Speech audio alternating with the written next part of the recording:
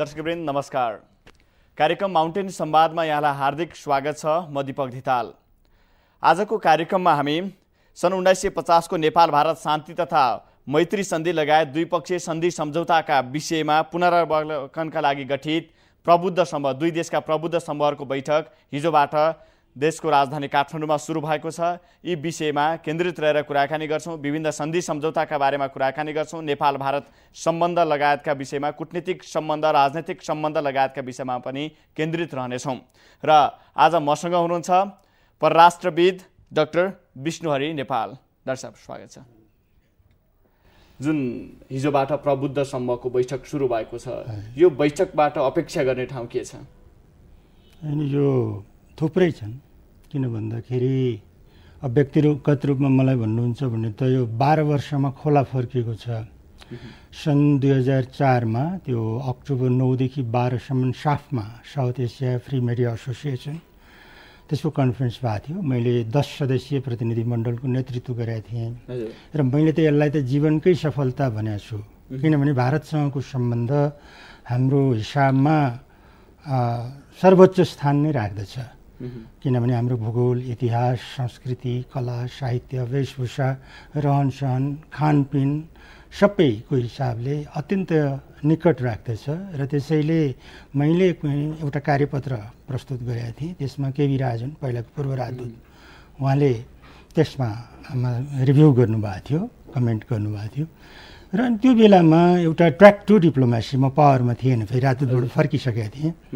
र चाहिँ के भने त्यहाँ यति बृहत थियो यो दक्षिण एसियाको मतलब चाहिँ नि सम्पूर्ण मतलब प्रतिनिधिमण्डलका नेतृत्व र निर्णायक शक्तिहरू भनौँ। त्यतिखेरको परराष्ट्र मन्त्रीले र मैले संयुक्त रूपमा त्यो माने ट्र्याक टु त्यो उसको कार्यक्रमको समुद्घाटन गरेका थियौँ। र चाहिँ नि एउटा यशवन्त सिंह त्यति प्रतिपक्षमा हुनुहुन्थ्यो, परराष्ट्र मन्त्रीले गरेका थियो। त्यसैले त्यति ठुलो संवादको बिचमा मलाई एउटा आफ्नो व्यक्तिगत रूपमा पनि के खुसी लाग्छ भने त्यतिखेर हो, त्यहाँदेखि हो भारतले हामी चाहिँ तयार छौँ पुनरावलोकन सन्धि, सम्झौता र चाहिँ नि अरू जति पनि नेपाल र भारतका बिचका चाहिँ नि विषयहरू छन्, उठाउनु पर्ने विषयहरू, भारत तयार छ भनेर सार्वजनिक रूपमै चाहिँ त्यो प्रतिबद्धता जाहेर गरेको त्यहाँ भयो। त्यो भयो 12 वर्ष भयो, 2004 देखि 16 मा। त्यसैले म बढी खुसी छु। फेरि तपाईँले अघि भन्नुभयो 1950 को सन्धि, यसमा पनि म संलग्न रहने इतिहासले मलाई मौका दियो। म त्यतिखेर यसो थियो, म स्विजरल्यान्डमा थिएँ। एमाले मनमोहन अधिकारीज्यूको मतलब सरकारको बिच त्यो चाहिँ नि 51 सालमा, र मलाई फर्केर आउने कुरा भयो। अनि त्यतिखेर अहिले पूर्व प्रधानमन्त्री माधव कुमार नेपाल परराष्ट्र मन्त्री, रक्षा मन्त्री, उप प्रधानमन्त्री हुनुहुन्थ्यो। अनि अब नेपाल भारत चाहिँ नि वार्ता गर्न जानुपर्ने भयो। अनि त्यो जानुपर्ने भइसकेपछि अनि अब मलाई चाहिँ अलि मौका मिल्यो। त्यतिखेर हामी दुईजना, मेरो प्रिय मित्र अहिले उप प्रधानमन्त्री भीम रावल, हामी दुईजना विदेश नीतिमा कमरेड माधव नेपाललाई सघाउँथ्यौँ। र अनि त्यहाँबाट के गर्ने भन्दा मलाई चाहिँ फ्याट्ट चाहिँ नि यो सन्धिको कुरा आएछ। यो सन्धिको चाहिँ कुरा उठाउनु पर्छ। त्यसको पनि भूमिका भन्दैछु म। होइन, त्यो पछाडि हो, त्यो त्यसको तयारीका लागि। किनभने परराष्ट्र मन्त्रालयले तयारी गर्नु पर्यो, एजेन्डा तयारी गर्नु पर्यो। अनि त्यो बेलामा मैले माधव कमरेडसँग कुरा गरेँ, 50 को ट्रिटी चाहिँ यो मौका छ। किनभने पश्चिमा देशहरूमा यो त्यतिखेर एमाले सरकार त अलि प्रगतिशील मानिन्थ्यो नि त। फर्स्ट टाइम एउटा के भन्छ the red sunshines on the top of mount Everest अनि monarchy under a functional democracy भनेर चाहिँ नि कम्युनिस्ट डेमोक्रेसी, त्यो खालको चाहिँ माने थियो, एउटा कौतूहलता थियो भनौँ न। त्यसैले अनि मैले चाहिँ एउटा आर्टिकल लेखेँ राइजिङ नेपालमा। उताबाट आएर स्विजरल्यान्डमा आर्टिकल लेखेर सुरुवात भयो, त्यसको प्रतिक्रिया बुझौँ भन्ने भयो। अनि भइसकेपछि अनि एजेन्डामा अनि पहिला माधव नेपाल दिल्ली जानुभयो, उहाँले टेबल गर्नुभयो सुरुमा। किनभने त्यो मनमोहन त अब प्रधानमन्त्री हुनुहुन्थ्यो, त्यो तयारीको चाहिँ एजेन्डाहरू बनाउनु पर्यो। अनि त्यसो भयो हुनाले त्यसरी हामीले चाहिँ म यो 50 कै ट्रिटीमा प्रत्यक्ष र मलाई चाहिँ नि किनभने आज 12 वर्षपछि अब मैले भने नि खोला फर्केको अनुभूति भइरहेछ। अब जुन पहिलो बैठक, यो इपिजीको पहिलो बैठक सुरु भएको छ हिजोबाट। अब यस बीचमा 1950 को सन्धि पुनरावलोकनका पक्षमा आवाज उठिरहँदा केही पक्षले खारेज गर्नुपर्छ भन्ने पनि आवाज उठाइरहेका छन्। यो सन्धिलाई खारेज गर्नुपर्छ भन्ने आवाज राजनीतिक तहबाटै उठ्नु भनेको कतिको जायज विषयहरू हुन् अथवा पुनरावलोकन भनेको संशोधन हो, संशोधन गर्ने ठाउँ नहुँदाखेरि खारेज नै गर्दाखेरि हाम्रो नेपाललाई झन् समस्या पर्ने स्थिति पनि त्यो ठाउँमा हुन सक्छन्। तपाईँको विश्लेषण के रहन्छ? जुन मतलब बेला मैले व्यक्तिगत रूपमा भारतीय नेतृत्वसँग यशवन्त सिंह लगायत र त्यतिखेरको विदेश मन्त्री 2004 मा राख्दाखेरि र त्यसलाई न्यू दिल्ली डिक्लेरेसन भनिन्छ र चाहिँ त्यो ट्र्याक टु डिप्लोमेसी है, फेरि तपाईँहरूको SAFMA South Asia free media association अहिले सार्कमा पनि एपेक्स बडीको रूपमा चाहिँ एकदम त्यतिखेर धेरै प्रभावशाली थियो। त्यसैले त्यतिखेर हामीले शब्दावली प्रयोग गरेको चाहिँ के थियो भने पुनरावलोकन गर्ने होइन, परिमार्जन गर्ने अथवा आवश्यक परेका बुदाहरू खारेजै गर्ने अथवा चाहिँ नयाँ चाहिँ सन्धि लेख्ने। अब किनभने अब यो त्यसैले खारेजै गर्नुपर्छ भन्दाखेरि पनि त्यसमा नराम्रो पक्ष देखिँदैन। अब भन्नुहोस् न, चन्द्र शमशेर खारेज गरेर सन्धि नै नगर्ने त होइन नि त। अब अहिले 21औं शताब्दीको परिप्रेक्ष्यमा सन्धि पुनर्लेखन हुनु पर्यो अथवा परिमार्जन हुनु पर्यो। त्यो त अब हाम्रो प्रबुद्ध वर्गले एपीजीले भन्ला होइन, त्यसले चाहिँ कुन कुन बुदाहरू उहाँहरूले चाहिँ गर्नुपर्छ भन्ने अब हामीलाई सोधेको पछि हामी भनिदिन सक्छौँ तपाईँहरूले यो सन्धि खारेज गर्नुपर्छ, यो सन्धि पुनर्लेखन गर्नुपर्छ र यो सन्धि चाहिँ परिमार्जन गर्नुपर्छ भनेर हामी भनिदिन सक्छौँ। किन भन्दाखेरि त्यो त उहाँहरूले चाहिँ नि निर्णय गर्नु पर्यो, राज्यले त्यसमा ध्यान दिनु पर्यो। त्यसैले अब यो खारेजै गर्नुपर्छ भनेरै मात्रै भन्ने शब्द पनि होइन, त्यसमा के गरी भन्नु पर्यो भने पुनरावलोकन गर्ने अथवा चाहिँ परिमार्जन गर्ने, पुनर्लेखन गर्ने, अब आवश्यक नभएका बुदाहरू खारेजै गर्ने होइन। अब 10वटा यी बुदा 1950 को सन्धिलाई हेर्दाखेरि 10वटा बुदाहरू छन्। यतिखेर 10वटा बुदामा 10औं नम्बरका बुदामा खारेजीको व्यवस्था गरिएको छ, पुनरावलोकन तथा संशोधनको व्यवस्था नभएको भनेर जुन अहिले चलाइन्छ। त्यो तर्क ठिक छ, त्यसमा चाहिँ के छ भने 1 वर्षको समय दिएर दुवै पक्षले 1 वर्षको समय दिएर खारेजै पनि गर्न सकिनेछ भनेको छ। खारेज गर्दाखेरि होइन, तर अब त्यो हो यहाँ चाहिँ नि के छ भन्दाखेरि सुगौली सन्धि नै वास्तवमा त यो सन्धिले अब एउटा पक्ष के पनि छ भने 1950 को सन्धिले सुगौली सन्धिले जुन सीमा सम्बन्धी चाहिँ हाम्रो भूभागहरू गुमाएको छ नि त, त्यहाँ कानुनी आधार छ। सुगौली सन्धिलाई यो सन्धिले चाहिँ नि काट्दछ भनेर चाहिँ नि ग्रेटर नेपालको साथीहरूले भनिराख्नु भएको छ होइन। अब ती आधारहरू छन्, तर अब अहिले चाहिँ हामी वास्तविक धरातलमा उभिएर मतलब चाहिँ नि अहिलेको यो प्रबुद्ध वर्गले परिमार्जन गर्नुपर्ने बुदाहरू पत्ता लगाउनु पर्यो र त्यसपछि तपाईँको संशोधन गर्नुपर्ने बुदाहरू पत्ता लगाउनु पर्यो र चाहिँ नि खारेजै गर्ने। जस्तो अब भनौँ न, सन्धिकै कुरा गर्ने हो भने त यो सन्धि त मलाई सम्झना छ कृतिनिधि विष्ट प्रधानमन्त्री हुनुहुँदा 1969 सनमा उहाँ प्रधानमन्त्रीको कुर्सीबाट, त्यतिखेरको राइजिङ नेपाल एउटै मात्र राष्ट्रिय दैनिक थियो अङ्ग्रेजीमा, 1969 26-27 साल 69, त्यतिखेर त उहाँले प्रधानमन्त्रीको कुर्सीबाट चाहिँ 1950 को सन्धि डिफङ्क्ट ट्रिटी हो, डेड ट्रिटी भन्नुभएको थियो। नेपालको इतिहासमा त्यत्रो मतलब चाहिँ नि ऊ छैन। पछि 1990 सन् हाम्रो 47 सालमा अन्तरिम प्रधानमन्त्री जब हाम्रो कृष्णप्रसाद भट्टराई हुनुभयो, त्यतिखेरै मात्रै उहाँले फेरि कुर्सीबाट होइन हाम्रो सन्धि सम्झौताहरू सबै के छन् भने ऊ छन्, अझै भ्यालिड छन्, अझै तिनीहरू चाहिँ लागु छन् भन्नुभयो। जस्तो त्यतिखेरै विवाद भएको थियो नि, महाकाली नदी पनि साझा भनिदिनु भयो उहाँले। अब सन्त नेता हो, अब भनिदिनु भयो भावुक भएर, तर साझा होइन एक किसिमले होइन। त्यसो भए हुनाले किन हाम्रो त पारी त चाँदनी र दोधारा त छ नि त गाविस होइन। उता माथि लिपियाधुरामा तपाईँको कालापानीमा अहिले लिपुलेक जुन समस्या भएको छ त्यो पानीको कारणले नदीको, त्यस कारणले साधारण नदी होइन, वास्तवमा धेरै भूभाग चाहिँ नेपालको हो छ नदीमा। त्यसैले अब यी खालकाहरू भएको थिए र चाहिँ नि अब यो सुगौलीको सन्धिलाई यसमा हामीले जोड्दाखेरि चाहिँ अब व्यावहारिक रूपमा अहिले पछाडिको 1950 को सन्धिलाई खारिज गर्दा मतलब चाहिँ नि फेरि पुनर्लेखन गर्नुपर्छ भन्ने, त्यसका तपाईँले अहिले भन्नुभयो नि अप्ठ्यारा पक्षहरू, त्यो छैन। अप्ठ्यारो पक्ष एउटा के छ नेपाललाई भन्दाखेरि त्यो सन्धिले नेपालीहरूलाई चाहिँ भारतमा काम गर्ने पाउने अधिकार दिएको छ होइन। त्यसमा त्यो टाउको भन्दा नि पुच्छर खतरनाक छ। 1950 को सन्धिको लेटर अफ एक्सचेन्ज जुन भएको थियो नि, त्यो तपाईँको 10वटा धारा त मतलब चाहिँ नि क्लियर कटै जनरलमै आएको छ। त्यो लेटर अफ एक्सचेन्जमा चाहिँ विदेश नीति सम्बन्धी, विदेश सम्बन्ध सम्बन्धी होइन, स्थापित बाहिर गर्दाखेरि हतियार चाहिँ नि ल्याउने सम्बन्धी व्यवस्थाहरू गर्दाखेरि अलिकति, किनभने आउट गोइङ फेरि एउटा कुरो अर्को किन यो राम्रो भयो अहिले म अत्यन्त खुसी भएको छु भने यो चाहिँ नि राष्ट्रिय रूपले हेर्दाखेरि पनि यो सन्धि सही कसले गरेको थियो आउटगोइङ राणा प्राइम मिनिस्टर होइन, जो चाहिँ 104 वर्षपछि त्यो मतलब परिवारको चाहिँ नि वंशजहरूको राजनीति नै अन्त गर्ने र उसले चाहिँ वास्तवमा बरु यो सन्धि गर्यो भने परालको तान्द्रो समातेको थियो वास्तवमा। अब त्यो सन्धि आज फेरि भनौँ न 1950 पछिको त अब भनौँ अहिले 2016 भइसक्यो, अहिलेसम्म नै लागू गर्नुपर्ने त्यो अवस्था अव्यावहारिक भएको हुनाले मैले त्यही आधारबाट मैले यहाँ अलिकति म जोडौँ तपाईँलाई, त्यसपछि म तपाईँको प्रश्न यो एक वाक्य मात्रै जोड्छु। मैले किनभने त्यो फन्डामेन्टल्ली जुन बेला मलाई गौरव दियो इतिहासले के चाहिने मैले भारतीय नेतृत्वलाई चाहिने कन्भिन्स गर्न सकेँ, कमसेकम तपाईँहरूले चाहिँ यसलाई त एक्सेप्ट गर्नु पऱ्यो भनेर 2004 मा जुन गर्न सकेँ, त्यो बेला मैले त्यही आधारहरू प्रस्तुत गरेका थिएँ होइन। त्यो मतलब एउटा आउटगोइङ प्राइम मिनिस्टर राणा मतलब चाहिँ वंशजको राजनीति नै अन्त भइसकेको थियो होइन। त्यो प्रधानमन्त्रीले सही गरेको माने सन्धि अब अहिलेसम्म चाहिँ नि व्यावहारिक नहुने भन्ने यो भारतीय पक्षले अहिले महसुस गरेको छ।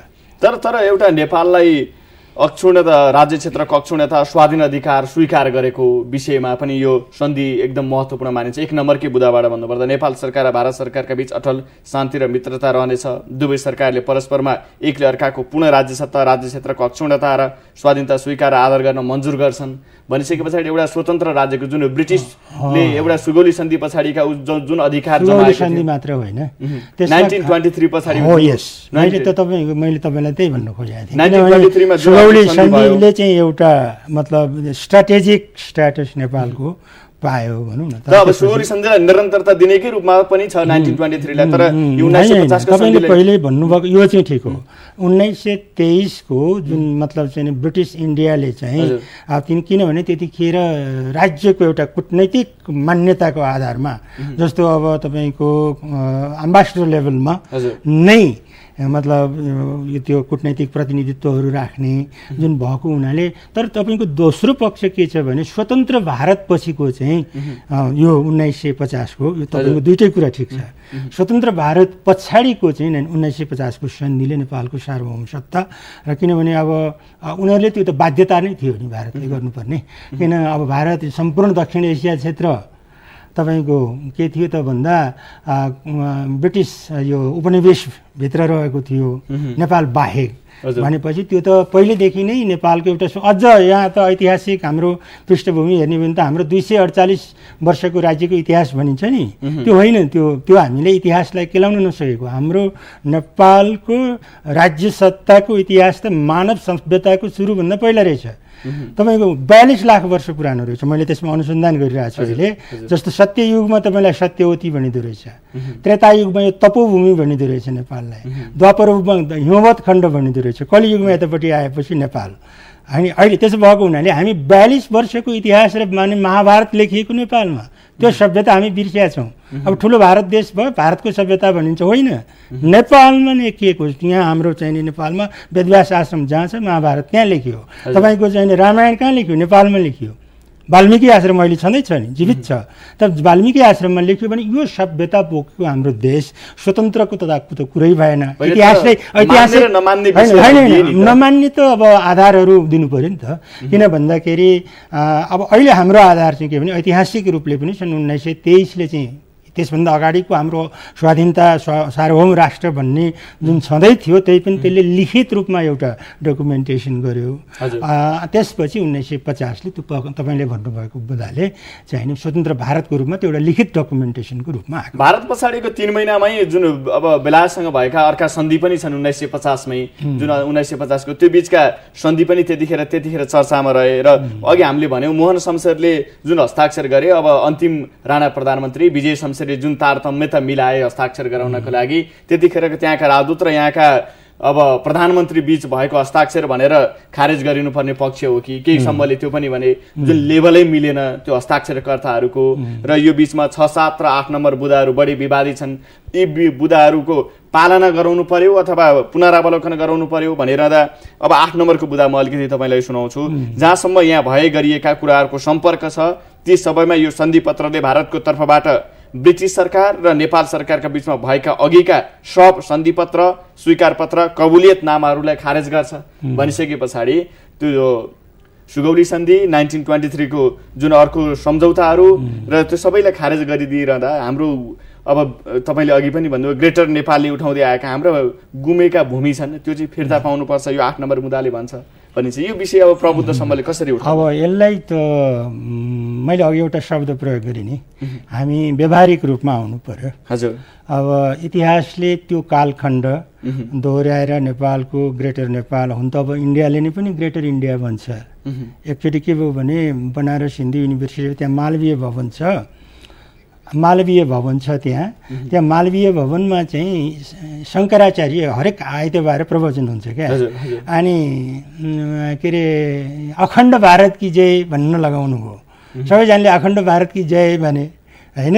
अब म त फेरि अगाडिको पङ्क्तिमा थिएँ, म अनुसन्धानको लागि गएको थिएँ त्यहाँ। अनि जाँदाखेरि चाहिँ अनि आप लोगों ने जय जयकार तो किया, अखण्ड भारत का मतलब क्या है आपको मालूम है भन्नुभयो। अखण्ड भारत का मतलब होता है 1947 से पहले का जो भारत था उसका अखण्ड भारत होता है। त्यसको मतलब भन्ने जस्तो म कुट्टे गएला त आपत पर्यो। हाम्रो त बङ्गलादेशसँग पनि सम्बन्ध छ, त्यो 1947 पछि के 71 मा जन्मियो। यतापट्टि तपाईँको पाकिस्तानसँग पनि सम्बन्ध छ। त्यसैले के हुँदो रहेछ भन्दाखेरि अब यो पुरानो इतिहासलाई चाहिँ नि हाम्रो अखण्डतासँग जोड्ने हो भने चाहिँ नेपालमा त कुनै प्रश्नै उठ्दैन। हुन्छ, यसलाई निरन्तरता दिन्छ डाक्टर साहब। आज हामी कुराकानी गरिरहेका छौँ डाक्टर विष्णुहरि नेपालसँग, जापानका लागि पूर्व राजदूत परराष्ट्रविद हामीसँग हुनुहुन्छ। अहिले जुन नेपाल भारतका प्रबुद्ध सम्बरको बैठक भइरहेको छ, नेपाल भारतका सम्बन्धका विषयमा र कूटनीतिक सम्बन्ध अन्य देशका विषयमा पनि समय रहेसम्म हामी कुराकानी गर्छौँ। पालो भएको छ विश्रामको।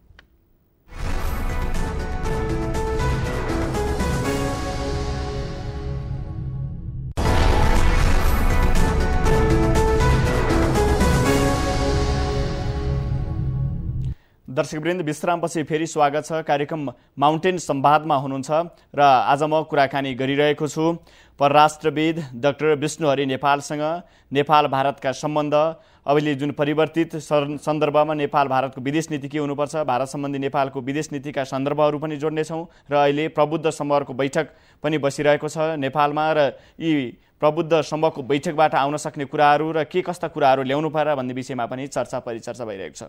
डाक्टर साहब, अहिले जुन प्रबुद्ध समूहको बैठक 1950 को सन्धि लगायत विभिन्न सन्धि सम्झौताहरू नेपाल भारतको विदेश मामिलाको पक्षका विषयमा कुराकानी गरिरहँदा मैत्री सन्धिको चर्चा चल्दा खुल्ला सिमानाको अव्यवस्थापन, यसले निम्ताएका द्विपक्षीय कठिनाई र खुलेर आलोचना हुन थालेका छन्। यो बीचमा तपाईँले सीमामा पनि काम गर्नुभयो, कस्ता समस्या र कठिनाइहरू र यसको पुनरावलोकनको पक्ष कस्तो हुन सक्छ? सीमामा काम गरेको चाहिँ म परराष्ट्र मन्त्रालयको तर्फबाट 12 वर्ष रौतहटमा 46-47 सालतिर हजुर चाहिँ नि मैले त्यसको टोलीको नेतृत्व गरेको थिएँ। थुप्रै समस्याहरू मैले व्यक्तिगत रूपमा पनि अनुभूति गरेको छु।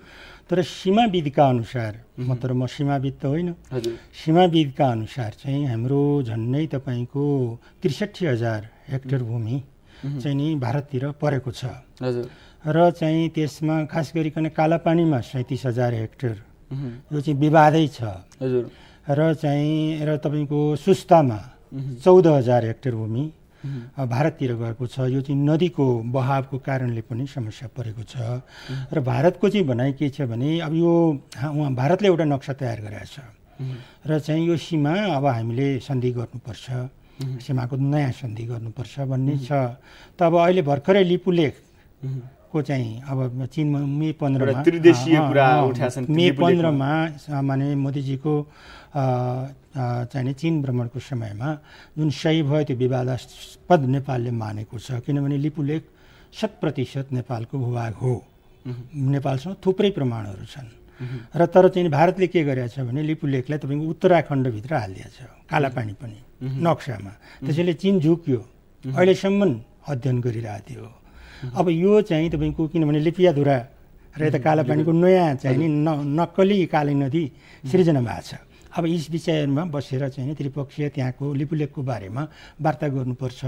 त्यो कुरा मतलब चाहिँ अहिले यो प्रबुद्ध वर्गले मतलब नोट गर्नुपर्छ, महत्त्वपूर्ण कुरा छ। भूभाग गुमेको छ होइन। अब त्यसपछि तपाईँको सीमामा के छ भन्नुहुन्छ भने अब जति पनि अरू भए ठाउँमा अब मलाई त अचम्म लाग्छ हाम्रो गृह मन्त्रालयको त्यतिखेर प्रवक्ताले चाहिँ मैले विदेश नीति मस्यौदा गर्दाखेरि त्यतिखेरको यो संविधान सभा पहिलोको अन्तर्राष्ट्रिय सम्बन्ध तथा मानव अधिकार समितिमा प्रतिवेदनमा अनि के भन्दाखेरि हामीले 560 बिघा र 650 बिघाको कुरा आएको थियो।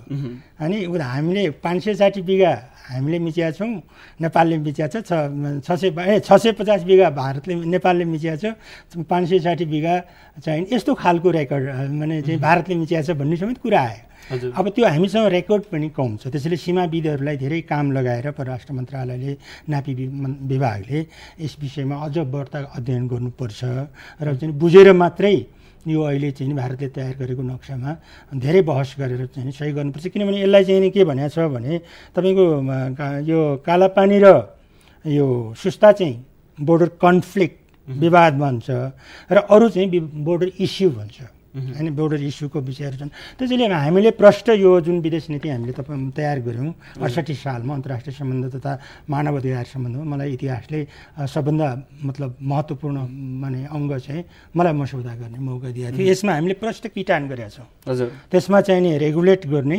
सुरुमा चाहिँ तयारी गरौँ कमसेकम 2 वर्ष, किनभने त्यहाँ स्थानीय बासिन्दाहरूको आवत जावत र उतापट्टि तपाईँको इभन किनमेलसहित भनौँ न तरकारीहरूदेखि लगायत सामान्य तेलदेखि तरकारीसम्म जतापट्टि बजार बस्ती छ उतापट्टि गएर किनमेलको समेत सीमामा समस्या पर्छ।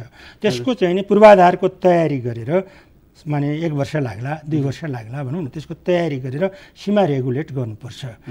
एक नम्बर। दोस्रो नम्बर किनभने भारतले जहिले पनि सुरक्षाको हुन पनि हो, भारतलाई चाहिँ सुरक्षाको समस्या छ, हामी हरेक देशलाई सुरक्षाको समस्या हुन्छ, तर भारतको चाहिँ चारैतिर भनौँ न अलि छिमेकीहरूसँग माने प्रतिस्पर्धा छ, अलि सम्बन्ध माने चिसिएकै अवस्था छ। बङ्गलादेशसँग त्यस्तै छ, कोसँग छ, पाकिस्तानसँग त्यस्तै छ, श्रीलङ्कासँग नि जब 1987मा माने उनी भा हो होइन, मालदिप्ससँग पनि राम्रो छैन, एउटा नेपाल मात्रै हो मुलुक, त्यही नेपालसँग पनि झन् नाकाबन्दी के पर्दाखेरि अलि अप्ठ्यारो भा हो। त्यसो भएको हुनाले सीमालाई चाहिँ नि के गर्ने त भन्दा रेगुलेट गर्ने र पछि गएर पासपोर्ट सिस्टममा र हामीले चाहिँ सीमा होइन बहस हुँदैन, यसलाई चाहिँ नेपालले अबको चाहिँ निश्चित विदेश नीति बनाउनुपर्छ, बहसको रूपमा छोड्नु। कस्तो विदेश नीति पहिलाको विदेश नीति तपाईले मस्यौदा गरेको विदेश नीति सीमा यो नीति लागू गर्नुपर्छ।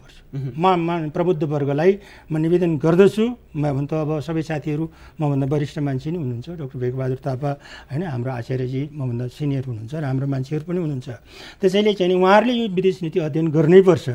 यो नै नेपालको विदेश नीतिको इतिहासमा म आफूले मसौदा गरेर भने होइन, कसैले एउटा कुरा छुट्या छ भनेर चाहिँ एउटा मलाई प्रमाणित दियो भने म गौरव साथ मतलब निवेदन गर्छु, म उहाँलाई पुरस्कृत गर्छु।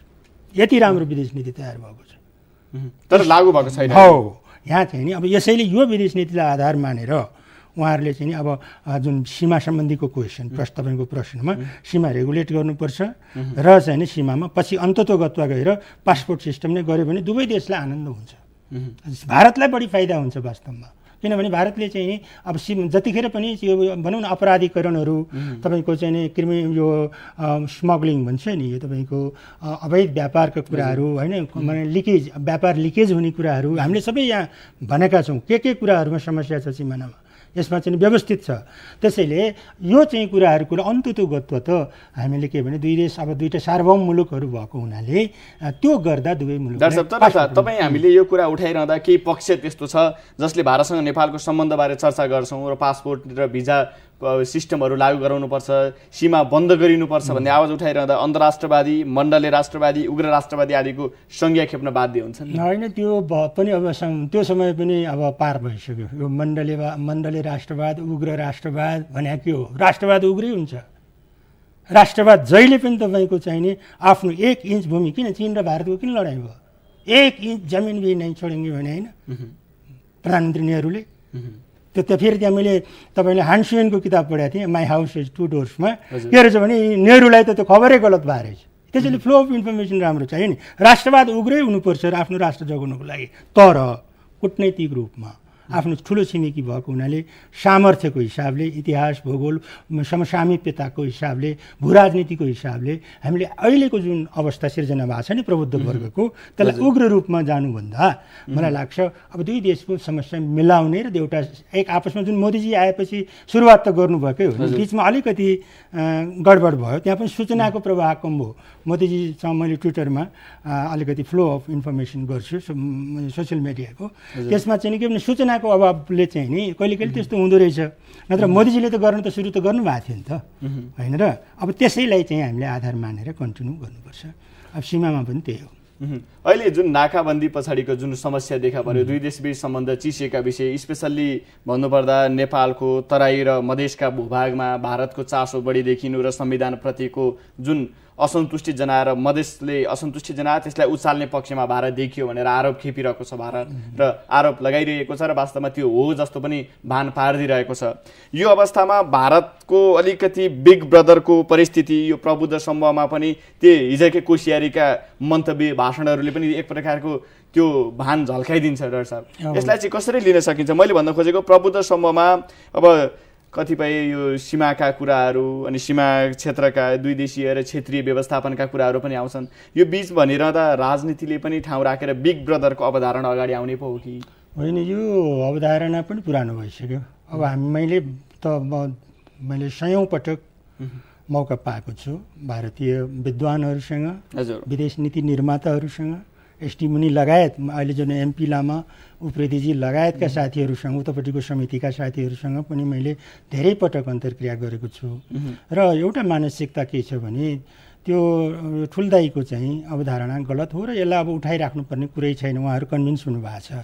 तर अब कहिले कहिले यसो सामान्य जनस्तरबाट भारत चाहिँ ठुलो देश भए हुनाले त्यसरी भन्नुपर्छ र सांस्कृतिक रूपले पनि ठुलो देश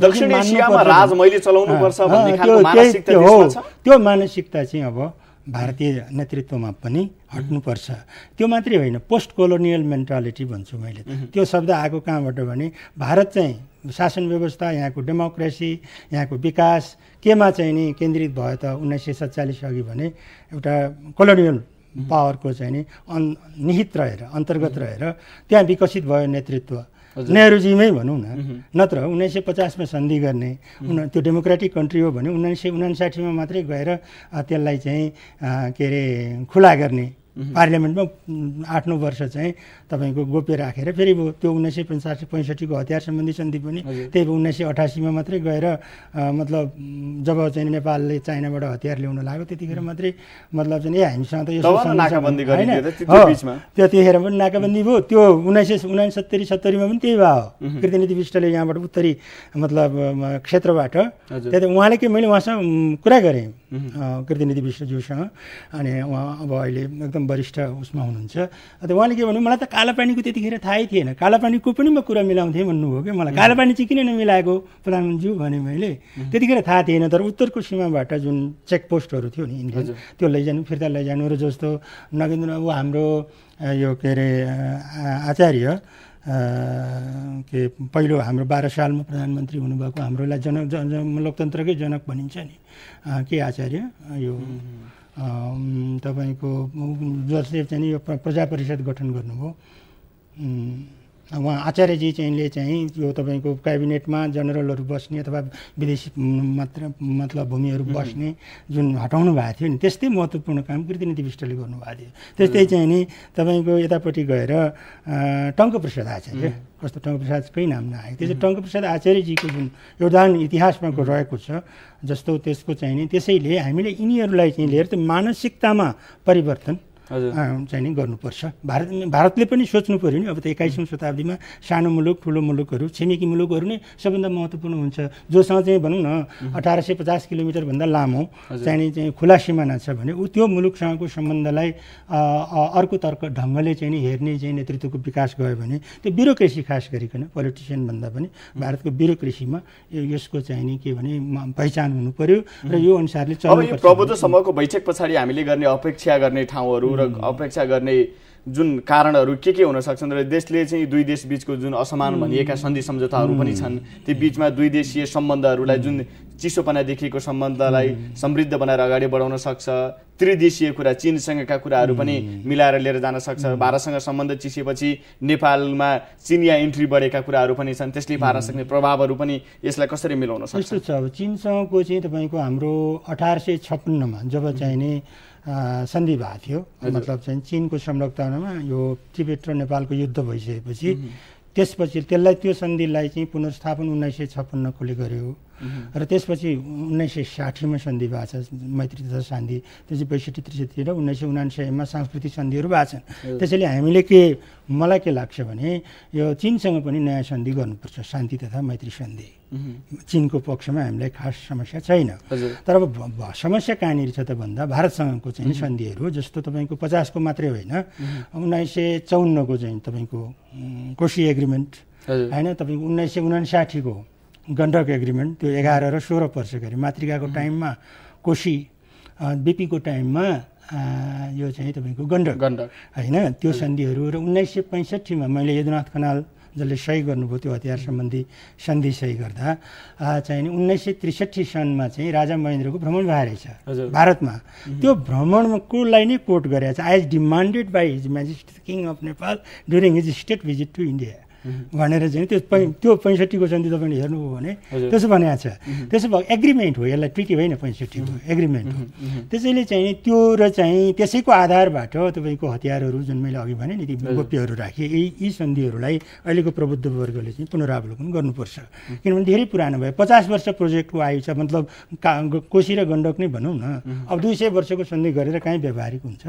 अब त त्यसलाई चाहिँ एकदमै मतलब व्यावहारिक हुनु पर्यो। भारतको लगानी भएको छ, भारतलाई चाहिँ अब नेपालले नपाउने पानी अथवा कम पाउने सिँचाइको लागि होइन, तर भारतले चाहिँ सबै लैजाने अथवा चाहिँ धेरै ठुलो मात्रामा लैजाने र उसको इच्छाअनुसार गर्ने, त्यो खालका अवधारणाहरूलाई दुवैतिर बसेर अब नेपाललाई पनि यति चाहिन्छ, भारतलाई यति छोड्ने भन्ने 54 र 59को सन्धिमा केन्द्रित हुनु पर्यो, 65को चिन्हमा केन्द्रित हुनु पर्यो। अब यहाँ एउटा पक्ष त अब पक्षकै बहसको हेर्ने हो भनेदेखि त तपाईँको 1996को महाकाली सन्धिलाई पनि मतलब अवरोधको रूपमा लिएको छ अहिले। यसलाई चाहिँ भनौँ न धेरै पछि भारतलाई चाहिँ धेरै फाइदा नहुने भयो हुनाले यो धेरै पछि मात्रै लागू हुने भयो अथवा ओगट्ने मात्रै हिसाब आयो नि त। तपाईँको अप्पर कर्णालीको अहिले पनि अब थुप्रै पक्षहरूले त्यसको प्रतिरोध पनि गरेका छन्, किनभने नेपाललाई चाहिँ नि आफूलाई नै बत्ती पुगेको छैन, बिजुली चाहिँ नि बाहिर सप्लाई गर्ने चाहिँ नि नीति राज्यले लिनु हुँदैन भनेको छ। त्यस्तै अरुण 3मा आयो। अब म जस्तो कालीगण्डकीमा त अब किनभने भारत बाहेक अन्य देशबाट चाहिँ स्वतन्त्र गर्दाखेरि त सजिलो हुँदो रहेछ। जस्तो कालीगण्डकी एको एग्रिमेन्ट 144 मेगावाट मैले जापानको चाहिँ पक्ष मैले गरेको थिएँ। त्यसपछि तपाईँको त्यही कुलेखानी डिजास्टर प्रिभेन्सन 2को पनि 32मा यो अहिले 700 मेगावाट लगभग मध्ये 176 मेगावाटमा त म आफै व्यक्तिगत रूपमा म संलग्न छु। मलाई गौरव छ, कमसेकम जापानबाट आउँदाखेरि त खै यो केही चोटारो भएन होइन। जब एडिबीसँग भएपछि महँगो भयो, तर जापानले त एक्लै गर्न खोजेको त्यो लामो पक्ष छ। त्यसैले चाहिँ अब के गर्नु पर्यो त भने यी सन्धि सम्झौताहरू पुनरावलोकन गर्नलाई चाहिँ नि एउटा त्यसमध्ये नयाँ सन्धि तपाईँले अहिले भन्नुभयो नि चाहिँ सुपुर्दगी सन्धि भारतले मागिरहेको छ, यो तपाईँलाई बढी रिलेभेन्ट हुन्छ। त्यो मैले त भन्छु सुपुर्दगी सन्धि पनि किन नगर्ने, जस्तो यस्तो अपराधीकरण बढ्या छ यतापट्टि चाहिँ मतलब चाहिँ नि भारतमा गएका चाहिँ अपराधीहरू पक्रेर नेपाल पठाउने, नेपालका चाहिँ माने अपराधीहरू चाहिँ नि नेपालमा भारतको विरुद्धमा काम गर्ने, हाम्रो भूमिलाई त प्रयोग गर्न दिने भनेको छैन, चाहे त्यो पाकिस्तानका हुन्, चाहे नक्कली नोट होस्, चाहे चाहिँ तपाईँको अरू चाहिँ नि मद्रासा होस् अथवा चिनको चाहिँ उपस्थिति भन्नुभएको थियो नि। चिनको उपस्थिति पनि यहाँ त के भने हामीले त पूर्व उत्तरी पक्ष अथवा चाहिँ चिनको दुवै चाहिँ हाम्रो चाहिँ घनिष्ठ मुलुक भाव भने जस्तो रेलकै कुरा गरौँ न, रेल त मैले त के भनेको छु हामी भन्दाखेरि दक्षिणतिरको साइडमा भारतले चाहिँ सहयोग गरिदिनु पर्यो होइन। जस्तो भनौँ न अब भन्नुहोस् बनारस काठमाडौँ नै भने पनि गर्नु पर्यो, उत्तरतिर चाहिँ नि चिनिया मित्रले हुन्छ। यो आशा गरौँ यो जुन प्रबुद्ध सम्मको बैठक र आगामी त्यसैले यो नीतिलाई चिन रेल सम्बन्धी अहिले प्रत्यक्ष भएको छ, त्यो नीतिमा चाहिँ केन्द्रित हुनुपर्छ प्रबुद्ध समय यो चाहिँ वर्ग जस्तो लाग्छ मलाई। हुन्छ, हाम्रो निर्धारित समय सकियो डाक्टर साहब, महत्त्वपूर्ण समय दिनुभयो, यहाँलाई धन्यवाद। मलाई पनि धन्यवाद, तपाईँले मौका दिनुभयो।